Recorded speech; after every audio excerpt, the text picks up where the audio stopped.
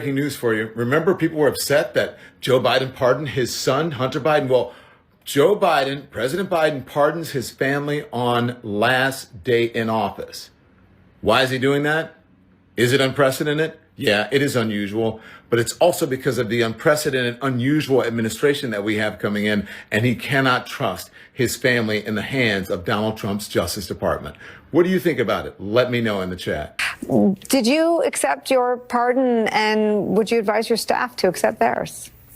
Well, I'm not even sure that's part of the process. I'm trying to connect up with a lawyer to figure out whether you accept or reject a pardon, because one interpretation I found from some cases is that a pardon is like an executive order or a legislative enactment. It's just public law, and so you don't have the choice whether or not to accept it or reject it. I know there's some contrary authority, so I'm going to try to figure that out and figure out, what to do. I have felt, as I've said for, many weeks about this now, that we are safe with the speech and debate clause, which protects us against both federal and state criminal prosecution as well as civil lawsuits. This gives us obviously an added fortification against any efforts by Trump and his administration to do what they've been talking about with Liz Cheney and with Benny Thompson, which is, they've been concocting this whole theory about how Liz Cheney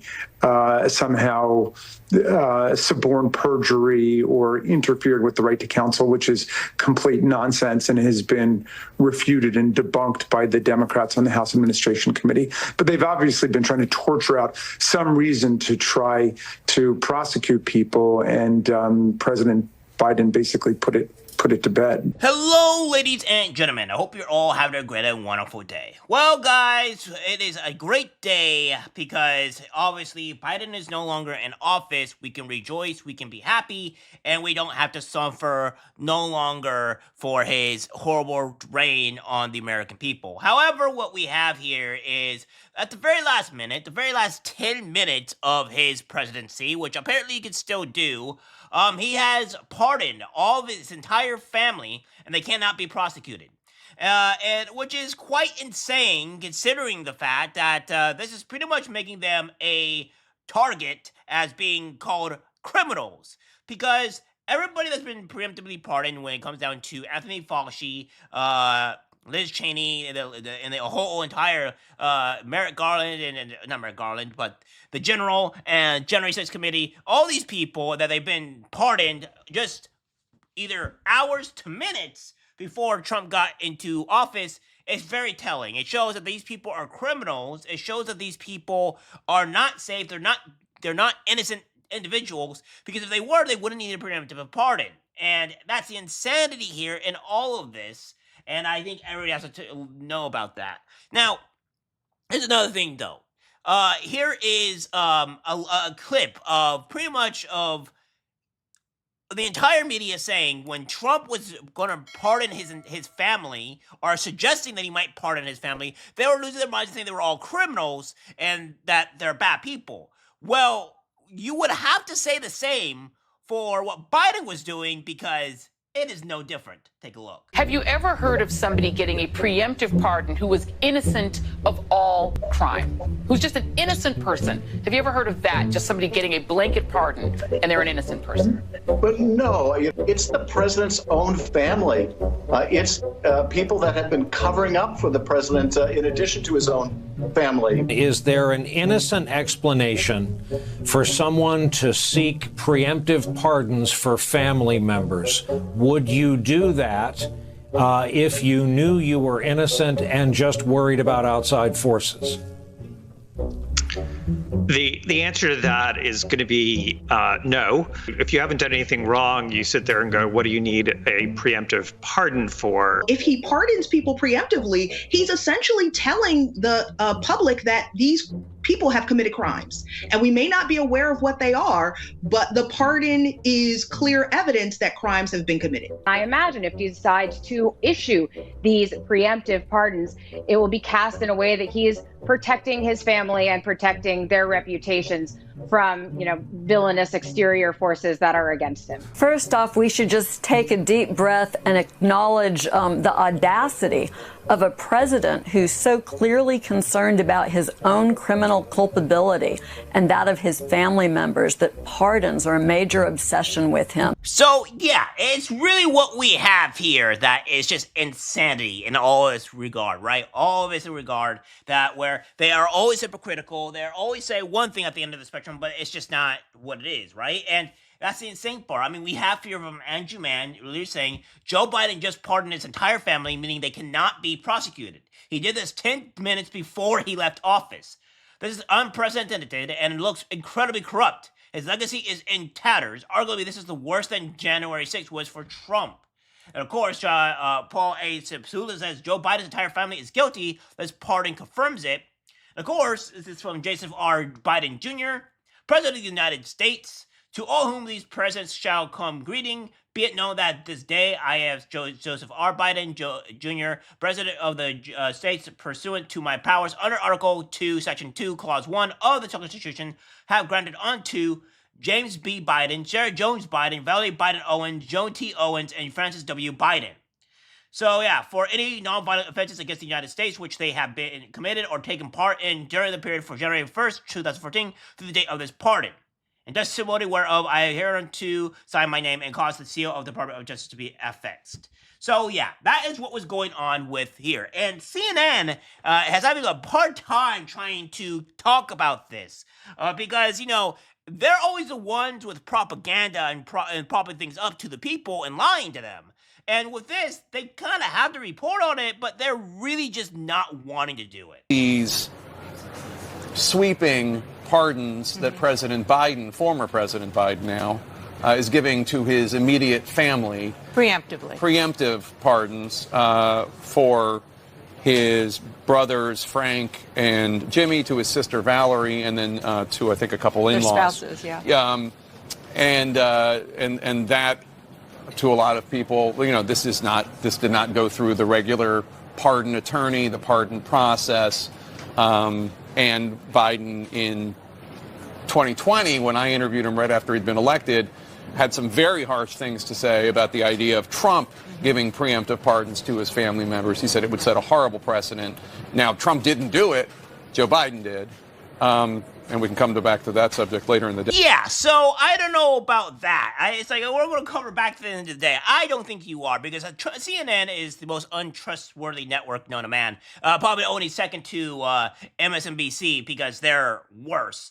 But the fact of the matter is, I don't think you guys are going to cover it. I don't think I have any amount of trust to cover it. And like I said before, this is a sign that they're guilty, that the entire family is guilty, because, it just doesn't make sense, right? It doesn't make sense. The entire family just has to be guilty at this point because, that's what they said.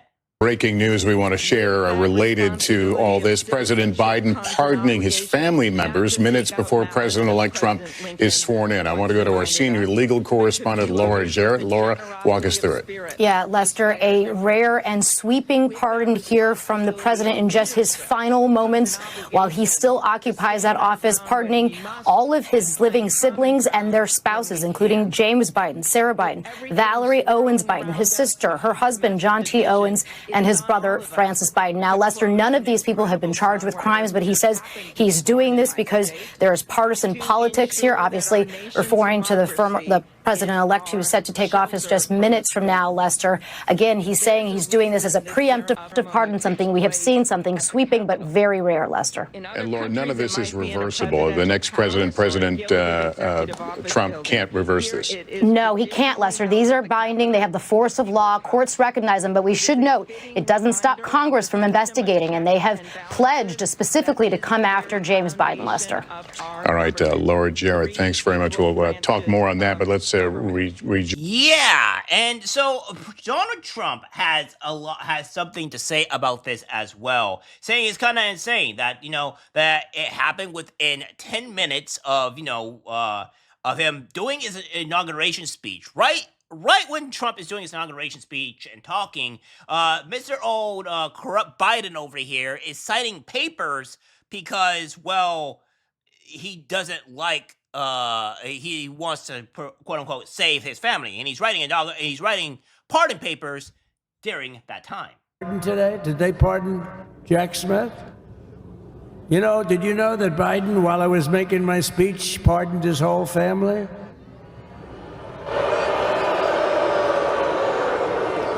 The brother, the whole deal was pardoned. Can you imagine that? While I was making my speech. Did everybody hear my speech? Did you like my speech?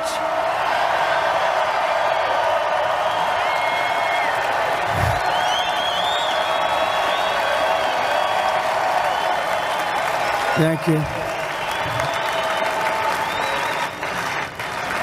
I mean, the only thing wrong with it is I had a lot of tough things to say, and I have some great people that work for me. Sir, this is such a great speech. It's so unifying. Don't talk about Biden with his pardons of his family. We want a unified country. They said, don't talk about the J6 hostages that you're going to be releasing today. Yeah, and that's what. It's the thing here is that Trump says are true and rightful, but yeah, I think these people should be labeled as guilty because you're preemptively pardoning them. There is no preemptive pardons needed here, and Trump didn't do it. He didn't do this. He didn't pardon his family, but Joe Biden did, and it makes you really wonder on what's going on here. So if he's pardoning his entire family, and then pardoning the January 6th committee and era, etc., you would have to assume that they were guilty, especially when people were saying that Donald Trump was going to do it and he doesn't, but Joe Biden ends up doing it.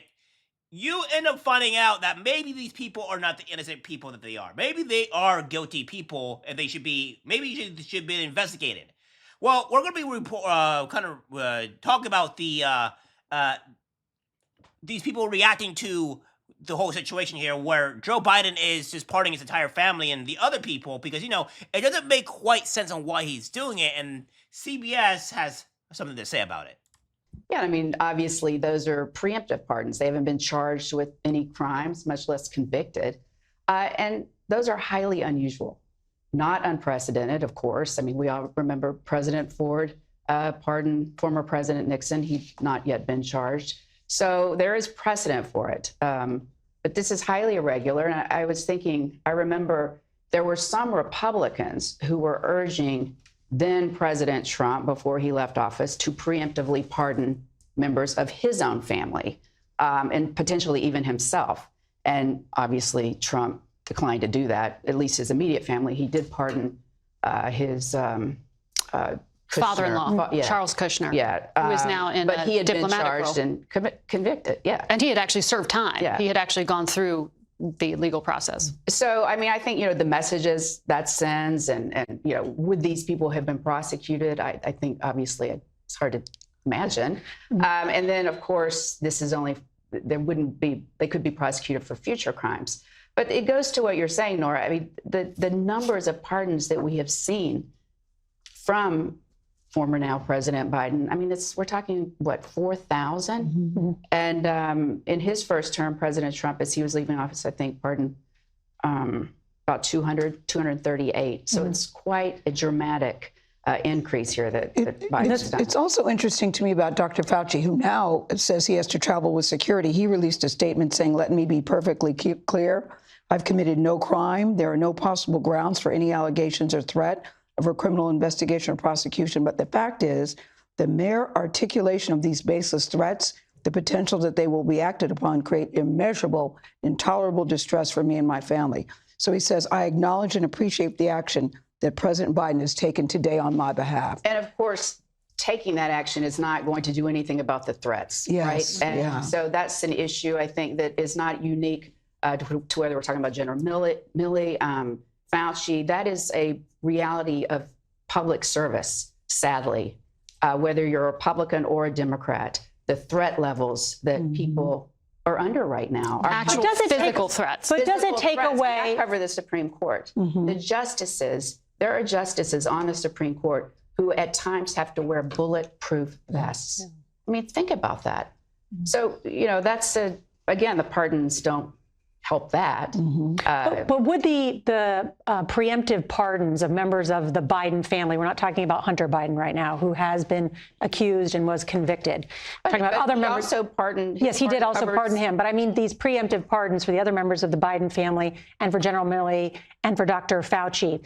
Does that preemptive pardon, though, in some ways say to members of Congress who wanted to hold these hearings and investigate, well, probably not worth it, or do they go ahead and have the hearings anyway? I think the question is going to be, what are you going to see from some of these state attorneys generals? That's where I think you're going to see some of the real action. Because obviously the president can only pardon federal crimes. I mean, we've seen that with President Trump, right? I mean, he couldn't have gotten a pardon for his state convictions, state court convictions. So whatever you're talking about with Dr. Fauci and being pardoned for any potential federal crimes, there's still a real avenue there for a state attorney general to try to file suit.